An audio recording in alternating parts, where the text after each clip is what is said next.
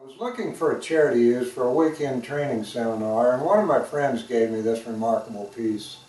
Built around 1875, still in original upholstery. It turned out it was too complex of a job for the training seminar, so I thought I would try to document it this way. A lot of serious damage to the frame that needs to be addressed. In making these repairs, the original webbing had to be replaced, but beyond that, all the spring tying and burlap is original. Having all of this original material intact is just like a museum find for somebody in my trade. Hand stitching with the flax string, straw-filled sides. I'm anxious to get inside this.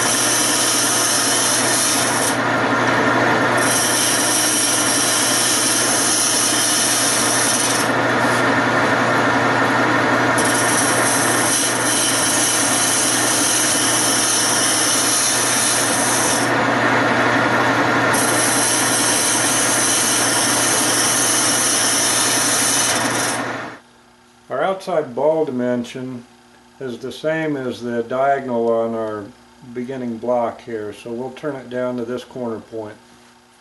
With the center ball turned down to size, we again use the calipers and we'll measure up these legs. We'll go to the next largest diameter. Okay, it looks like these are all three the same size. Again, this leg here is considerably smaller, but I'll go for the larger leg.